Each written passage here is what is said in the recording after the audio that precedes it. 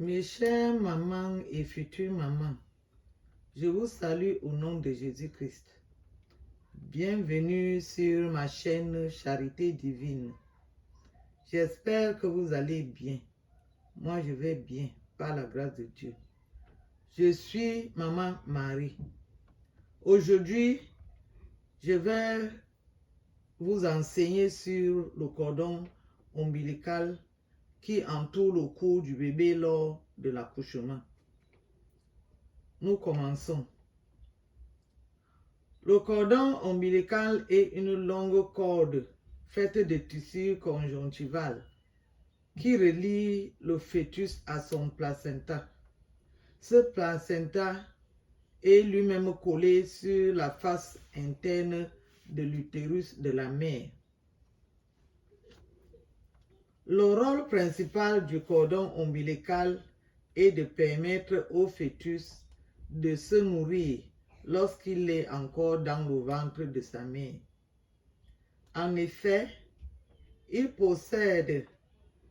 à cet effet, il possède à son intérieur deux artères qui amènent le sang contenant les nutriments et l'oxygène venant de la mer.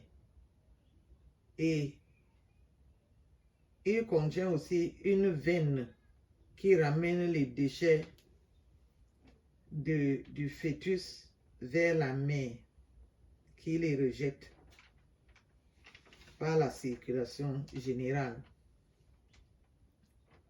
Le cordon ombilical s'enroule parfois autour du cou du bébé, car le bébé, pendant la grossesse, le bébé se retourne plusieurs fois dans le ventre de sa mère. Et si le cordon est trop long, il peut arriver qu'il s'enroule autour du cou du bébé. Le cordon peut donc s'enrouler une ou plusieurs fois autour du cou et parfois peut serrer l'enfant lors de l'accouchement et risque même de l'étrangler si on n'intervient pas à temps.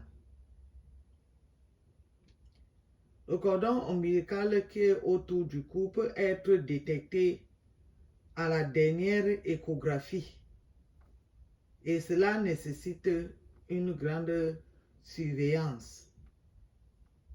Et deux fois, on peut voir ça lors de l'accouchement. Quand le bébé fait sortir sa tête, on constate que le cordon est enroulé autour de son cou. Dans ce cas, si le cordon serre l'enfant beaucoup,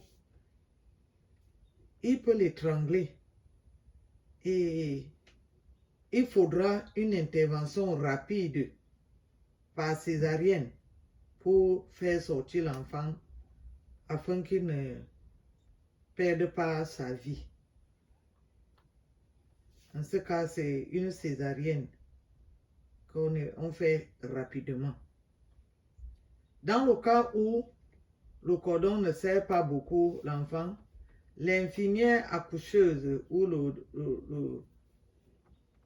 gynécologue pourra faire des manœuvres. Il pourra mettre ses deux doigts entre le cordon ombilical et le cou du bébé, ce qui pourra la permettre de pincer le bébé, de pincer le cordon avec deux pinces en laissant un espace au milieu et couper, sectionner ce cordon avec les ciseaux afin de le dérouler délicatement. Quand le bébé sort, quand on fait sortir le bébé, quand la sage-femme fait sortir le bébé, il faudra qu'elle sectionne ce cordon a une longueur raisonnable, peut-être 2 ou 3 cm au-dessus du ventre du bébé, parce que le cordon est fixé au centre de l'abdomen du bébé. Il faudra qu'elle sectionne toujours entre 2 pinces pour éviter le saignement. Le saignement par les artères ou la veine qui sont contenues dans le cordon ombilical. En ce temps-là, elle pourra clamper.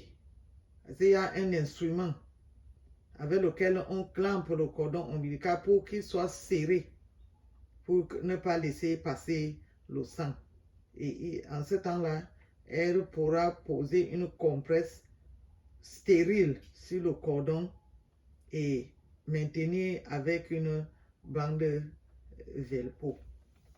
En ce temps, elle pourra continuer la procédure de l'accouchement, faire sortir le placenta et s'occuper de l'enfant et de la mère.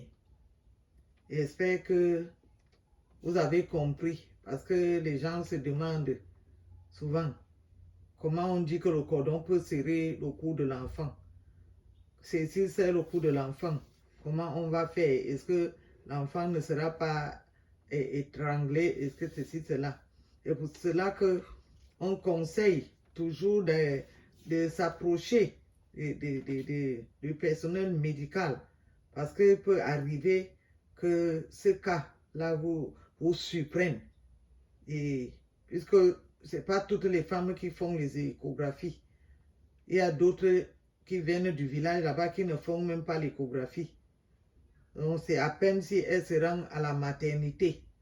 Donc arriver là-bas, pendant que l'enfant sort, on peut être surpris que le cordon entoure le cou de l'enfant 1 fois, 2 fois ou 3 fois. Et ce sera vraiment difficile. Donc c'est pour cela que nous conseillons toujours de se rapprocher de l'hôpital, d'un centre de santé, pour éviter beaucoup de désagréments. Mes chères mamans, mes chères futures mamans, nous sommes à la fin de cette vidéo. Si elle vous a plu, je vous prie de la liker et de surtout la partager, parce que ces conseils vont aider beaucoup de gens. Parce qu'il y a des femmes qui sont au fond des villages et qui n'ont pas de renseignements, qui n'ont pas d'enseignement. Donc, ces enseignements pourront bien les aider et ça pourra sauver beaucoup de vies. Je vous remercie. Likez, partagez et abonnez-vous à ma chaîne pour encourager votre maman. Merci beaucoup. Soyez bénis. Bye bye.